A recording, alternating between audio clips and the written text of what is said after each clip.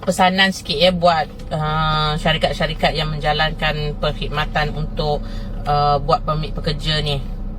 Korang dah lah kutip warga asing untuk buat permit pekerja. Lepas tu cas pula satu kepala 10,000. Diorang dah bayar. Kadang ada yang bayar 5,000, ada yang bayar 10,000. Lepas tu kenapa tak siapkan? Kenapa tak siapkan diorang punya permit? Nampak tak ni? Ni dah sampai tahap macam ni. Sampai macam ni, dah korang tinggalkan dia, korang tipu. Korang dah ambil duit satu kepala, korang cas 10,000. Kalau kata korang kutip warga asing ni dalam 10 orang ke 20 orang ke, dah berapa korang dapat? Mana dia duit tu semua? Kenapa korang tipu dia macam ni? Tahulah bila korang dah tipu warga asing ni, susah nak pergi report polis kan, susah nak pergi report immigration ke apa-apa kan. Sebab tu korang berani buat macam ni. Korang ingat diorang bekerja dekat Malaysia ni untuk bagi duit free-free dekat korang macam tu je ke? Bila dah ambil duit diorang, pergi deposit verifier, deposit MERS. Kerja tak jalan. Satu kepala korang tipu 10,000, 20 kepala. Kaya babe. Padahal kalau berdaftar dengan immigration tak sampai pun 3,000. Tapi korang cas 10,000. Dah lah cas 10,000, kerja tak siap, permit tak ada. Banyak gila kena tipu. Bukan sikit bukan satu syarikat, dua syarikat yang menipu. Satu kepala 10,000. Oh masyuk babe.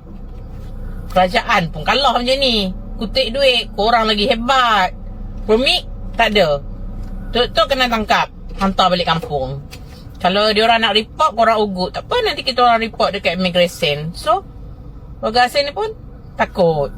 Tolong korang nak buka company kutip warga asing untuk buat permit, okey, tapi teruskan. Jangan tipu duit diorang. Jangan tipu duit diorang. 10,000 tu banyak. Bukan senang-senang nak cari 10,000 tu untuk bagi percaya pada orang. Kau ambil duit orang, lepas tu sampai setengah jalan habis. Tak ada apa. Susah. Dah lah dia bagi duit dekat engkau, kena tipu. Nama dia blacklist lagi dengan immigration. Nak pergi dekat company lain, nak buat dah tak boleh. Tolong yang mana ejen buat permit pekerja, tolong telus. Jangan ambil duit orang, hamak sangat dengan duit orang, lepas tu kau berfoya-foya, enjoy dengan duit orang. Jangan. Allah bayar cash sekarang. Yang suka-suka ambil duit orang, lepas tu tak siap. Berapa ramai warga asing dekat Malaysia ni yang bayar duit dekat ejen untuk siapkan permit, tapi kena tipu. Banyak sangat kena tipu. Yang menipu ni siapa? Siapa? Korang lah. Dah ambil duit orang, lepas tu hilang diri. Call tak dapat, apa semua tak dapat. Aduh, susah gila lah korang ni. Tamak sangat dengan duit. Duit je dalam kepala. Tipu sana, tipu sini. Susah. Tolong kalau dah berdaftar, konon-konon nak buat permit untuk warga asing ni, buat bagi elok-elok. Orang percaya. Bukannya sekali dua kita ni nak buat benda ni, lama kita nak teruskan. Jangan tipu orang sebab kita nak senang.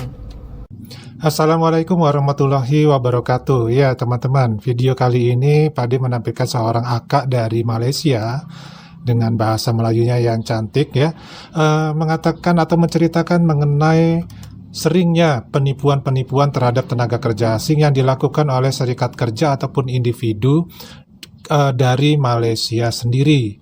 Jadi bukan hanya dari Indonesia ya, ternyata di Malaysia pun ada. Nah, tapi sebelum Pak dilanjutkan, ini nanti ada video kedua yang menjelaskan juga oleh akak ini juga. Tapi sebelumnya Pak uraikan sedikit ini ya, sebentar aja ini ya. Tadi dikatakan harus setor uang sebanyak 10.000 atau bahkan ada yang 5.000. Nah, kalau kita kalikan dengan uang ringgit yang sekarang, itu sekitar 3.580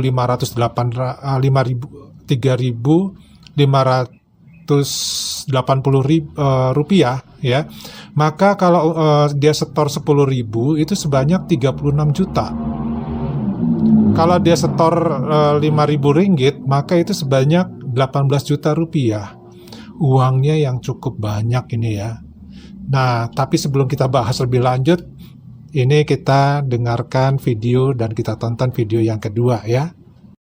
Untuk tanya pasal yang saya dah cakap kan.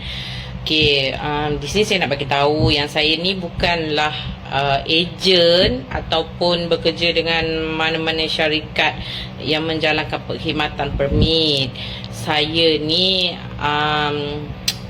bercakap sebab saya kesian dekat kawan-kawan yang dah kena tipu ni. Lagipun saya pun ada pengalaman kena tipu ramai. Saya kena tipu dengan ejen 10 orang pekerja 117,000 saya kena tipu. Nak pecah kepala ke, fikirkan permit tak jadi, duit habis, kena tipu. So saya faham perasaan kawan-kawan, perasaan TKI ni yang kena tipu, duit habis, permit tak dapat, dokumen pun tak ada. Saya faham. Tapi saya bukan ejen, saya tak boleh tolong untuk buat permit. Tapi kalau ada yang nak DM saya untuk tanya berkenaan dengan permit ni, insyaAllah saya boleh jawab. Tapi saya tak boleh tolong untuk buat permit memang kurang ajar ejen-ejen yang menipu ni. Tapi bukan semua ya. Ada syarikat yang memang buat sampai jadi. Tapi yang kebanyakan yang menipu ni individu. Dia memang bekerja dengan company tu, tapi biasalah bila dah nampak duit tu banyak kan, mulalah tamak loba dia. Tapi satu nasihat saya, kalau kita nak buat permit, biarlah kita yang mencari ejen, bukan ejen yang cari kita. Kalau ejen cari kita, itu nak duit lah tu. Kalau kita yang cari ejen, kita dah fikir, dah semak, ejen ni boleh tak buat. Lagi satu, sebelum buat permit, kalau boleh tanyalah kawan-kawan yang lain tu dah siap ke belum permit. Banyak ejen-ejen yang syarikat-syarikat yang memang selesaikan permit ni. So sebelum buat permit, cari yang betul-betul boleh buat permit. Berdaftar dengan syarikat-syarikat yang memang betul-betul diiktiraf. Okey. Yang dah tertipu, yang dah habis duit, tak tahulah nak cakap macam mana. Memang ejen-ejen ni teruk sangat. Ambil duit orang, lepas tu habis. Tipu je kerja. Kesian kita. Dah lah kerja penat, duit tak ada, nak hantar balik kampung lagi. Kadang-kadang sampai ikat perut, tak ada duit nak makan. Sebab apa? Berjimat nak siapkan permit. Last kena tipu Bertambahlah tiket air semua. Ya teman-teman, mendengar cerita dari Akak ini, Padi juga sedih rasanya ya.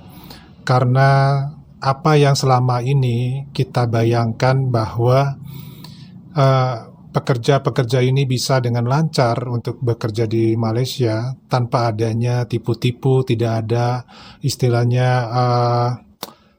kutip-kutip ya untuk biaya menuju ke tempat pekerjaannya di Malaysia. Ternyata faktanya seperti itu.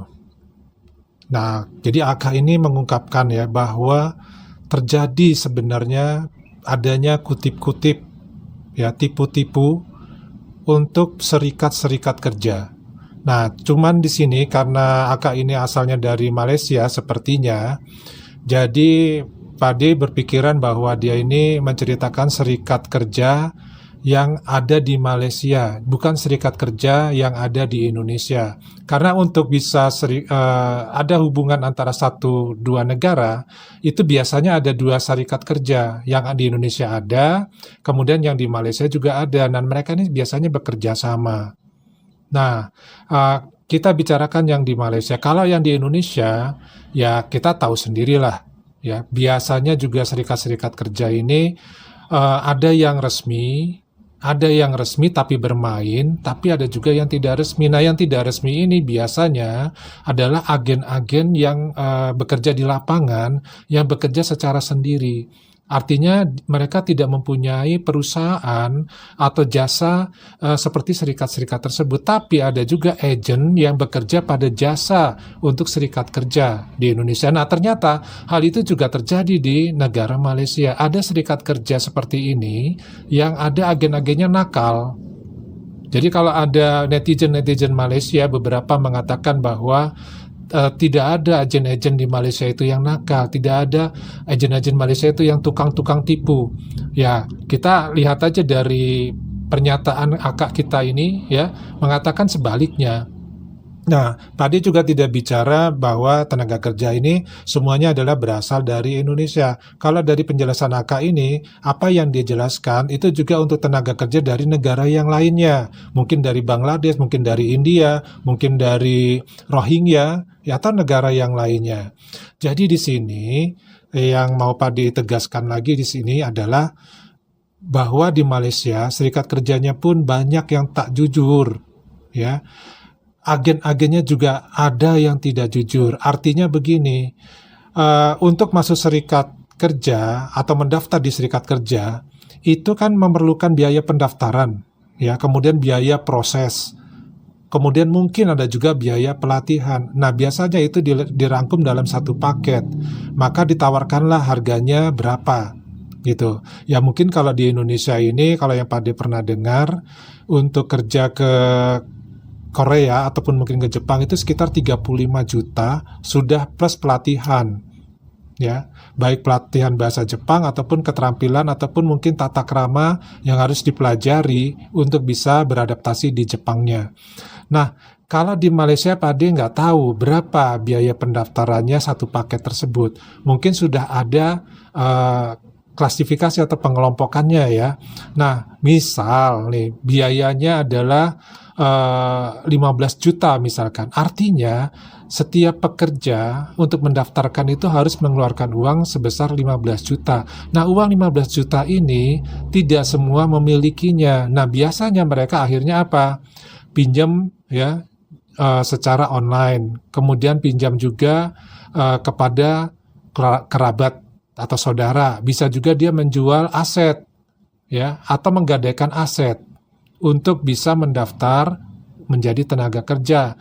Nah, setelah mendaftar ini ternyata mungkin di tengah jalan sampai di negara Malaysia ya, ini oleh agen Malaysia dimintain uang lagi, dikutip lagi, dipalak kalau bahasa kita ya. You kalau mau dapat surat-suratnya ya, mau permit-permitnya ini itu harus bayar lagi. Dikatakan tadi bayarnya adalah 10.000 ringgit. Nah, kalau dirupiahkan 10.000 ringgit ini dengan konversi 1 ringgit itu berapa rupiah? Sekitar 3.580 rupiah. Atau Pak dibulatkan menjadi 3.600 rupiah. Nah, 10.000 ringgit dikali dengan 3.600 rupiah itu kurang lebih adalah 30 juta. Artinya dia harus nambah lagi uang sebesar 30 juta. Nah, bayangkan uang 30 juta ini ya, itu harus dikasih secara cuma-cuma ke agen yang nakal tadi atau ke serikat pekerja yang nakal tadi. Nah, sudah uang diberikan ya, ini mereka mungkin menunggu atau mungkin juga bekerja tapi izinnya belum dapat. Akibatnya mereka menjadi pekerja ilegal. Nah, kalau menjadi pekerja ilegal di negara Malaysia, ketika berhubungan dengan imigrasi, tentu ini akan bermasalah. Akhirnya di blacklist. Kalau sudah di blacklist, ya, calon pekerja ini tidak bisa lagi mendaftar untuk bekerja di Malaysia. Yang rugi siapa? Ya, yang rugi adalah pekerja itu sendiri atau calon pekerja itu sendiri. Nah, inilah yang terjadi karena ternyata dengan cara seperti bisnis jasa seperti ini adalah cara mendapatkan uang dengan gampang, cara mendapatkan uang dengan mudah. Ya, kita modalnya cuma ngomong doang. Ya, orangnya datang sendiri nih calon pekerjanya. Ya, begitu dia datang ya sudah, you mau bikin permitnya, kasih saya duit dulu. Minimal dikatakan 5.000 ringgit. 5.000 ringgit itu kalau dikonversi ke rupiah itu adalah 18 juta rupiah. Lu bayangkan, belum bekerja kita sudah harus keluar modal cukup banyak. Mungkin sekitar total-totalnya ya, mungkin 40 juta, 50 juta rupiah. Itu kira-kira berapa bulan ya untuk bisa menggantikan uang tersebut dari pekerjaannya kalau memang dia bekerja secara resmi ya, artinya permit kerjanya itu memang ada atau keluar, jadi dia bukan pekerja ilegal. Itu berapa lama menggantikannya? Nah, kalau yang ilegal ya otomatis berarti uang 18 juta, uang 30 juta itu hilang dengan percuma. Kemudian mereka calon pekerja ini juga bermasalah di Malaysia. Nah, inilah yang banyak terjadi. Jadi penipuan-penipuan seperti ini yang ternyata dilakukan juga oleh orang-orang dari pihak Malaysia atau negara Malaysia. Jadi kalau tadi dikatakan kalau dari cerita dari AK ini jelas mengatakan ternyata ya orang Malaysia itu ya tidak jujur-jujur juga ya, sama istilahnya di negara manapun ada yang berbuat seperti ini.